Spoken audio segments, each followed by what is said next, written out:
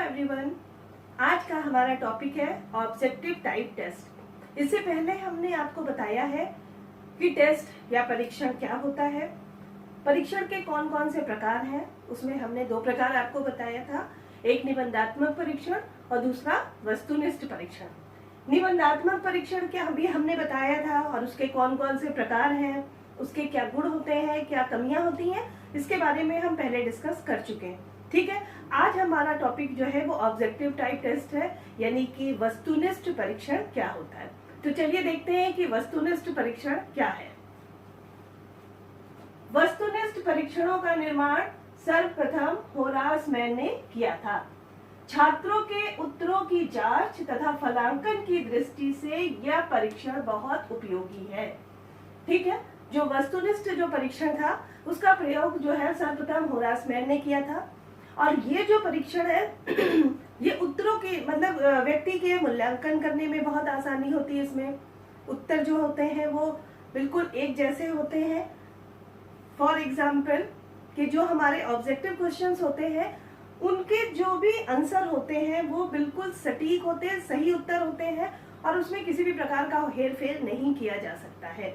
अगर मूल्यांकन की तरह से देखा जाए कि जब उसका मूल्यांकन जो भी परीक्षक करते हैं तो उनके नंबर जो वो अंक प्रदान करते हैं उसमें भी किसी प्रकार की पक्षपात होने की संभावना नहीं रहती है। इसके अलावा इनके उत्तरों की जांच, जो भी छात्र जो भी एग्जाम में जो भी आंसर देते हैं उसकी जांच भी तथा फलांकन की दृष्टि से, अभी हमने बताया कि फलांकन जो भी स्कोर्स उनको मिलते हैं, जो भी अंक उन्हें मिलते हैं एग्जामिनर की तरफ से, उसमें किसी भी प्रकार की पार्शियलिटी की संभावना नहीं होती है, क्योंकि जो भी उत्तर उनके सही है वो सही ही होते। फिर वो कोई भी व्यक्ति उसको चेक करे, उसका आंसर उसको वही देना है। ठीक है, उसके अलावा इसके द्वारा जो वैध एवं विश्वसनीय अंक प्राप्त किया जा सकता है। वैध एवं विश्वसनीय, वैध का मतलब कि जो ये परीक्षण जो ऑब्जेक्टिव टाइप के टेस्ट होते हैं ये ज्यादातर व्यक्तित्व के मापन के लिए, बुद्धि के मापन के लिए और उपलब्धि परीक्षण, रुचि परीक्षण, इन सब तरह के परीक्षणों का जब हम किसी बच्चे की बुद्धि का मापन करते हैं, उसकी रुचि का मापन करते हैं, उसके व्यक्तित्व का मापन करते हैं तो हम ऐसे ही परीक्षण को तैयार करते हैं, यानी कि ऑब्जेक्टिव टाइप का टेस्ट। तो उसमें क्या होता है, जो भी उसका आंसर होता है वो सही आंसर ही होता है कि जो भी हो, चाहे हम चेक करें या दूसरा चेक करे, उसको उसका वही उत्तर देना पड़ेगा। जैसे कि फॉर एग्जाम्पल कि मान लीजिए हमने कहा कि ताजमहल कहाँ पर स्थित है, तो ताजमहल जो है वो कहाँ स्थित है, आगरा में ही स्थित है।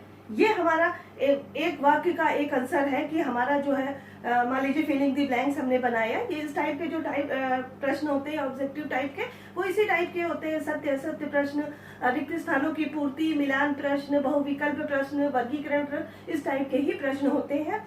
तो इसमें क्या है कि अब इसका एक सही उत्तर वही होता है, फिर चाहे उसको हम एग्जामिनर बन के चेक करें या दूसरा एग्जामिनर बन के चेक करें, उसको उसका यही उत्तर पे चेक करना होगा और उस आंसर के लिए अगर 1 नंबर है तो उसे 1 नंबर ही देना होगा। इसमें किसी भी प्रकार का हेरफेर नहीं किया जा सकता। ठीक है, उसके अलावा ये जो परीक्षण होते हैं वो वैध और विश्वसनीय होते हैं। अब इन परीक्षणों का निर्माण किसी उद्देश्य को पूर्ति करने के लिए इसका निर्माण किया जाता है। तो यानी कि वो परीक्षण, मान लीजिए हमने एक बच्चे की बुद्धि का मापन करने के लिए उस परीक्षण का निर्माण किया, तो वो वैधता उसकी क्या है कि वो परीक्षण जो है वो उस बच्चे की बुद्धि का ही मापन करे। ठीक है, तो वो इसी टाइप के क्वेश्चंस उसमें होते हैं। बुद्धि से संबंधित उसकी मानसिक योग्यता किस प्रकार की है, उसकी बुद्धि का आकलन करने के लिए हम इस प्रकार के टेस्ट का निर्माण करते हैं। उसके अलावा जो भी ये परीक्षण जो होते हैं, जो हमारे वस्तुनिष्ठ परीक्षण होते हैं, ये हमारे विश्वसनीय भी होते हैं। विश्वसनीय से मतलब अब इसका उत्तर एक जो है वो हर बार, जितनी बार भी अगर हम इस परीक्षण को आपको करने को देंगे, तो अब जो हमने बताया कि ताजमहल कहाँ स्थित है, ताजमहल जो है वो आगरा में स्थित है, आपने इसका पहली बार भी उत्तर यही दिया। दोबारा फिर हम अगर उसको आपको यही क्वेश्चन करने को देंगे तो दोबारा भी आप उसका यही उत्तर देंगे, तिबारा भी आप यही देंगे, यानी कि उसकी जो विश्वसनीयता है वो बनी रहेगी। अब ऐसा तो नहीं है कि आपने पहली बार में आपने आगरा दिया, दोबारा आप इलाहाबाद दे देंगे या तिबारा दिल्ली दे देंगे, ऐसा नहीं है ना।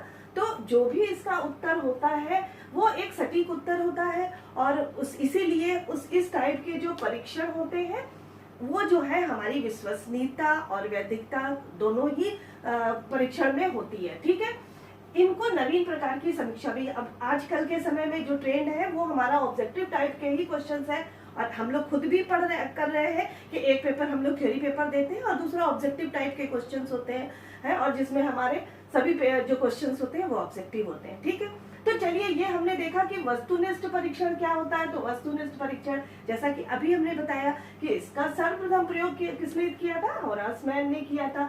और इसके जो भी उत्तर होते हैं वो छात्रों के जो उत्तर होते हैं उनकी जांच करने तथा फलांकन की दृष्टि से यह परीक्षण जो है वो बहुत उपयोगी है। अब निबंधात्मक परीक्षण में क्या होता है, निबंधात्मक परीक्षण में आपको थ्योरी क्वेश्चंस होते हैं, आपके विस्तृत क्वेश्चंस होते हैं। तो उसमें क्या होता है कि बच्चे बहुत सारा कुछ भी लिख देते हैं, एक्स्ट्रा भी बहुत सारा जितना पूछा उसके अलावा भी लिख देते हैं, काफी पेज भर देते हैं। तो जो मूल्यांकन करता होता है या जो एग्जामिनर होता है कुछ ना कुछ उसके मूड के ऊपर भी डिपेंड होता है। कहीं ना कहीं वो उसका जो बच्चे ने जो उत्तर दिया है वो उसको सही लगता है तो वो हो सकता है 10 में से वो 6 दे दे, 8 दे दे। लेकिन हो सकता है दूसरे एग्जामिनर जब उस कॉपी को चेक करे तो वो 10 की जगह उसको 8 की जगह वो उसको 5 ही दे या 6 दे, उसके दृष्टि से वो आंसर सही ना हो। ठीक है, तो इसमें एक तो पहली बात जो निबंधात्मक परीक्षण होती है उसमें विश्वसनीयता नहीं होती है। ठीक है, लेकिन जो ऑब्जेक्टिव टाइप टेस्ट है जैसा कि अभी हमने बताया कि उसका जो आंसर होता है वो सही होता है, एक जैसा होता है और वो फिर कोई भी चेक करे उसका आंसर वही होगा। ठीक है, अब कोई बात सत्य है तो वो सत्य ही होगी। ठीक है, कोई बात असत्य है तो वो असत्य ही होगी, उसको हमारे लिए सत्य दूसरे के लिए असत्य ऐसा नहीं होगा। ठीक है, तो जो उसके स्कोरिंग होंगे वो भी उसको पूरे नंबर मिलते हैं। तो इसमें ये जो फलांकन की दृष्टि से ये बहुत उपयोगी है और इसके अलावा इस परीक्षण में विश्वसनीयता और वैधता के गुण पाए जाते हैं। ठीक है, अब ये किस प्रकार के जो ऑब्जेक्टिव टाइप के टेस्ट होते हैं वो कितने प्रकार के होते हैं, चलिए अब हम लोग देखते हैं। पहला प्रकार होता है आपूर्ति प्रश्न। आपूर्ति प्रश्न जो है वो 2 प्रकार के होते हैं, एक सरल प्रत्यास्मरण प्रश्न और दूसरा होता है रिक्त स्थानों की पूर्ति। सरल प्रत्यास्मरण क्या होता है कि इसमें छात्रों को प्रश्न के उत्तर के रूप में केवल एक शब्द या अंक नाम लिखना होता है। कि कोई भी एक क्वेश्चन पूछ लिया शॉर्ट सा कि हमने उदाहरण लिखा है कि भारत के प्रधानमंत्री कौन है। ठीक है, तो इसका सही से उत्तर एक ही है कि प्रधानमंत्री कौन है, प्रधानमंत्री नरेंद्र मोहन। ठीक है, मोदी जी है हमारे नरेंद्र मोहन मोदी, तो वो हमें आंसर में वही लिखना है। ठीक है, तो इस जो सरल प्रत्यास्मरण प्रश्न क्या होते हैं कि छात्रों को प्रश्न के उत्तर के रूप में केवल एक शब्द, अंक, नाम लिखना होता है। ठीक है, दूसरा क्या है रिक्त स्थानों की पूर्ति या आपूर्ति प्रश्न। रिक्त स्थानों की पूर्ति कैसे कि जैसे संगम तीर्थ स्थल डैश शहर में स्थित है। अब यहाँ पर क्या लिखना है कि संगम जो तीर्थ स्थल है कहाँ पर स्थित है, तो इलाहाबाद शहर में स्थित है, ये हमें लिखना है। ठीक है, तो ये रिक्त स्थानों की पूर्ति होती है। इसमें भी ये जो ऑब्जेक्टिव टाइप के क्वेश्चंस होते हैं इसमें जो भी आंसर है वो सही ही लिखा जाएगा, वो चाहे हम चेक करें चाहे दूसरा चेक करे, वो फलांकन की दृष्टि से ये बहुत उपयोगी है। अब इस क्वेश्चन रिक्त स्थानों की पूर्ति के मान लीजिए 1 नंबर है, तो ये अगर आपने उसको सही उत्तर लिखा है तो आपको 1 नंबर पूरे मिल जाएंगे। ठीक है, अगला है, तो ये तो थे हमारे आपूर्ति टाइप के प्रश्न। दूसरा है हमारे चयन प्रश्न। चयन प्रश्न क्या होते हैं, चयन प्रश्न जैसे सत्य असत्य प्रश्न कि मान लीजिए कोई भी एक लाइन हमने लिख दिया कि जवाहरलाल नेहरू हमारे प्रथम प्रधानमंत्री थे, सत्य या असत्य, सत्य या असत्य। अगर वो सत्य है तो सत्य पे टिक लगाइए, अगर असत्य है तो असत्य पे टिक लगाना। तो इस टाइप के प्रश्न होते हैं ऑब्जेक्टिव में। ठीक है, कि सत्य असत्य पूछ लिया जाता है, कोई भी एक डेफिनेशन दे दी गई और उसका जो जिसने भी इस डेफिनेशन को कहा है, जो भी इसके वो दार्शनिक है, उसके बारे में आपने उनका नाम लिख दिया कि ये सत्य या असत्य। ठीक है, तो ये हमारे चयन प्रश्न में हो गए, एक सत्य असत्य प्रश्न। दूसरा होता है बहुविकल्पी प्रश्न। बहुविकल्पी में मतलब कि एक कोई क्वेश्चन लिख दिया गया, उसके 4 विकल्प दे दिए गए, 4 विकल्प में से जो सही विकल्प होता है उसको हमें चुनना होता है। तो ये हमारे जो इस टाइप का प्रश्न होता है वो क्या कहलाता है, बहुविकल्पीय प्रश्न। ठीक है, अगला हमारा होगा मिलान प्रश्न कि 2 तरफ ए बी करके 2 चीजें दे दी गई, एक साइड में आपको एक लिखना है। मान लीजिए 2 इस टाइप का हमें ए बी सेक्शन बना दिया गया। ए बी सेक्शन में कोई भी हमें मान लीजिए 2 सेक्शन हमें बनाया, इधर ए बनाया, इधर बी सेक्शन में इधर कुछ चीजें लिख दी, उसी से मिलती हुई दूसरी चीज लिख दी गई और हमें उसको मिलाना होता है। जो सही है आपस में जो सही से मिलते हैं उसको हमें मैच करना होता है। ठीक है, तो ये हमारे मिलान प्रश्न कहलाए। फिर हमारा कहलाता है वर्गीकरण प्रश्न। वर्गीकरण प्रश्न क्या होता है, वर्गीकरण प्रश्न में कि कोई भी 3-4 चीजें लिख दी, 4-5 चीजें लिख दी, उसमें से जो अलग डिफरेंट होती है वो हमारा वर्गीकरण प्रश्न होता है। जैसे यहाँ पे हमने एक उदाहरण दिया है, कानपुर, आगरा, बनारस, दिल्ली। दिल्ली यहाँ पे डिफरेंट क्यों है? क्योंकि कानपुर, आगरा, बनारस हमारे यूपी की सिटी है, ठीक है, और ये जो दिल्ली है वो अलग एक स्टेट हो गया, ठीक है। तो ये जो है यहाँ थोड़ा इन तीनों से डिफरेंट है। इसी प्रकार के वर्गीकरण प्रश्न होते हैं कि 4-5 चीजें एक जैसी, अब मान लीजिए हमने लिख दिया सोफा, लिख दिया मेज, लिख दिया टेबल, लिख दिया, ठीक है, और अलमारी लिख दी, उसके अलावा हमने लिख दिया कि कुकर लिख दिया, ठीक है। अब ये क्या, कुकर तो यहाँ पे एक बर्तन हो गया, ये अलग हो गया, और लकड़ी, बाकी जो हमारे ये सब चीजें जो होम फर्नीचर्स है वो अलग चीज हो गई। तो मतलब कहने का, यहाँ पर हम कोई भी वर्गीकरण करते हैं कि 4-5 चीजें देते हैं, उसमें एक चीज थोड़ा डिफरेंट हो, वो हमारा वर्गीकरण प्रश्न कहलाता है। तो ये हमारा चयन प्रश्न का हो गया, ठीक है। तो इसमें कौन कौन सी चीज हो गई? सत्य असत्य प्रश्न, कि जो भी सत्य हो या असत्य हो उस पर टिक लगाना। बहुविकल्पी प्रश्न, एक उत्तर के 4 विकल्प दिए जाते हैं, 4 विकल्पों में से कोई जो सही विकल्प होता है उसको चुना जाता है। मिलान प्रश्न, 2 सेक्शन होते हैं, ए बी सेक्शन।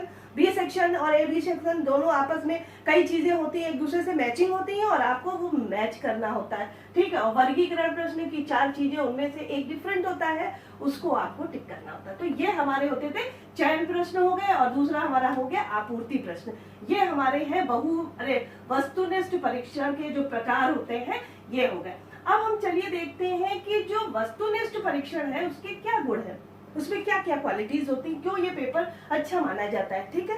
तो सबसे पहली चीज तो ये है कि ये संपूर्ण पाठ्यक्रम का प्रतिनिधित्व, ये जो प्रश्न होता है या जो ये वस्तुनिष्ठ परीक्षण होता है, ये क्या, जब हम इसमें प्रश्न शामिल करते हैं, एक परीक्षण जब तैयार करते हैं, तो उसमें वो हमारे संपूर्ण सिलेबस को कवर कर लेता है। क्योंकि मान लीजिए एक पेपर में हमें 50 क्वेश्चंस देने हैं, 100 क्वेश्चंस देने हैं, तो निश्चित सी बात है कि वो हमारा हर क्वेश्चन से, हर चैप्टर से हमने 1-1, 2-2 क्वेश्चन ले लिए और वो हमारा पूरा सिलेबस कवर कर लेता है। सबसे अच्छी चीज ये होती है। निबंधात्मक परीक्षण में ये गुण नहीं पाया जाता, क्योंकि निबंधात्मक परीक्षण में गिने चुने हमें प्रश्न लेने होते हैं, तो वो थोड़े ही प्रश्न हमें लेने होते हैं, तो वो हम संपूर्ण पाठ्यक्रम का प्रतिनिधित्व नहीं कर पाते। तो ये जो एक वस्तुनिष्ठ परीक्षण है, उसकी सबसे बड़ी एक क्वालिटी ये है कि ये संपूर्ण पाठ्यक्रम का प्रतिनिधित्व करता है, यानी कि इसमें जो भी प्रश्नों की संख्या होती है वो संपूर्ण पाठ्यक्रम से संबंधित होती है।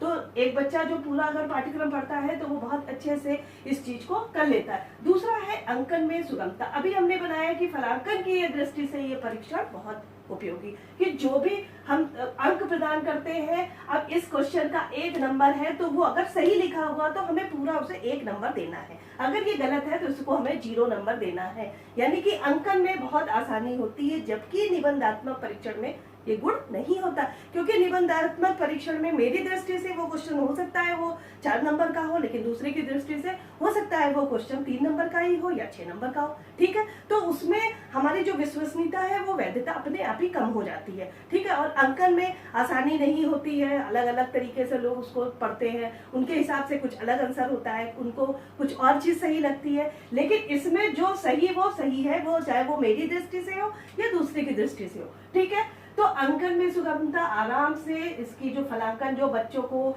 कॉपी जब चेक की जाती है तो उसमें अंक देने में आसानी होती है। फिर तीसरा पॉइंट है अंकन शीघ्रता तथा त्रुटि रहित।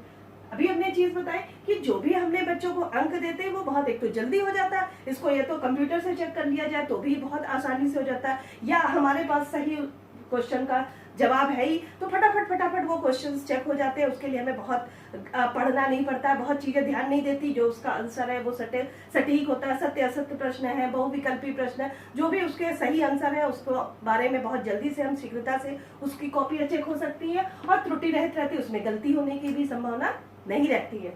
अगला पॉइंट है अधिक विश्वसनीय तथा वैध। अभी हमने बताया कि ये परीक्षण, चूंकि इसके उत्तर जो है वो एक जैसे ही होते हैं, मतलब एक सही उत्तर वो सही ही होता है, इसलिए उसमें विश्वसनीयता के गुण होते हैं, चाहे उसको कितनी बार भी उस परीक्षण को करने को दिया जाए। अब ये क्वेश्चन संगम तीर्थ स्थल शहर में स्थित है, इलाहाबाद शहर में स्थित है, इसको हम एक बच्चे को करने के लिए अगर हम 10 बार भी देते हैं तो भी इसका सही आंसर इलाहाबाद ही होगा, 11वें में आगरा नहीं हो जाएगा, ठीक है। तो जो भी इसका आंसर होता है इसमें विश्वसनीयता के गुण पाए जाते हैं और वैधता के भी गुण पाए जाते हैं। ठीक है, जो भी परीक्षक जिस उद्देश्य को ध्यान में रख करके जिस भी योग्यता का मापन करने के लिए इस परीक्षण का निर्माण किया जाता है वो परीक्षण उसी चीज का मापन करता है, तो इसमें उसकी वैधता के भी गुण शामिल होते हैं। अगला पॉइंट है हमारा उच्च मानसिक योग्यताओं का मापन भी संभव। बहुत इसमें कुछ वैसे भी क्वेश्चंस होते हैं कि बच्चे जो है वो काफी अच्छे से उस दिमाग से उस क्वेश्चन को कर लेते हैं, तो बच्चों का जो उच्च मानसिक योग्यता है उसका भी मापन आसानी से किया जा सकता है। ठीक है, तो ये थे हमारे गुण की एक वस्तुनिष्ठ परीक्षण में कौन कौन से गुण होते हैं। इन गुण के साथ लेकिन वस्तुनिष्ठ परीक्षण में कुछ कमियां भी हैं, कुछ दोष भी हैं। चलिए उसको देखते हैं कि इन वस्तुनिष्ठ परीक्षण में इन गुण और विशेषताओं के साथ साथ क्या कमियां हैं। ठीक है, पहला है दोष, अनुमान की संभावना। पहली चीज कि इस टाइप के जो क्वेश्चंस होते हैं, मान लीजिए बहुविकल्पी प्रश्न है, मिलान प्रश्न है, सत्य असत्य प्रश्न है, इसमें बच्चे अनुमान तुक्का बहुत लगा लेते हैं। तुक्के के आधार पर बच्चे जो है वो अंदाज से उनके नॉलेज नहीं भी होती और तुक्के से उस प्रश्न को कर लेते हैं और कभी कभी वो तुक्के में उनके वो प्रश्न बहुत सही भी हो जाते हैं। कभी कभी बच्चों ने ये तुक्के भी होते हैं कि सीरियल से ए करते जाओ या बी करते जाओ, तो क्या होता है बच्चे तुक्का लगाते हैं, उनकी नॉलेज उनकी जो मानसिक योग्यता उसका सही ढंग से मापन नहीं हो पाता है और बच्चे तुक्के या अनुमान के आधार पर क्वेश्चंस को सही कर लेते हैं या नंबर पा लेते हैं। ठीक है, दूसरी चीज विचारों की अभिव्यक्ति का वो पहले जो हमारे निबंधात्मक परीक्षण है, क्योंकि उसमें बच्चों को बहुत विस्तृत आंसर देना होता है, बहुत कुछ देना होता है, तो बच्चे अपने विचारों को बहुत अच्छे से एक्सप्रेस कर लेते हैं, उसको अभिव्यक्त कर लेते हैं। परंतु जो हमारे ऑब्जेक्टिव क्वेश्चंस होते हैं, क्योंकि उसका जो सही आंसर है बस हमें वही देना है, सत्य असत्य पे हाँ या ना में टिक लगाना है, मिलान प्रश्न करने हैं, बहुविकल्पी प्रश्न करने हैं, तो क्या होते हैं बच्चों की जो विचारों की अभिव्यक्ति का अवसर उनको नहीं मिलता। ठीक है, अगला है समय तथा धन की आवश्यकता। इस पेपर के निर्माण के लिए निबंधात्मक परीक्षण को जो परीक्षक बनाते हैं वो बहुत कम समय में बना लेते हैं, क्योंकि गिने चुने प्रश्न उनको रखने होते हैं। परंतु जो ऑब्जेक्टिव टाइप के क्वेश्चंस होते हैं उसके लिए समय अधिक लगता है। उसमें मान लीजिए हमें अपने 50 क्वेश्चन रखे तो 50 क्वेश्चन के लिए हमें समय उसको छपवाने में, उसको मुद्रित कराने में हमें समय लगता है और धन की भी आवश्यकता अधिक पड़ती है।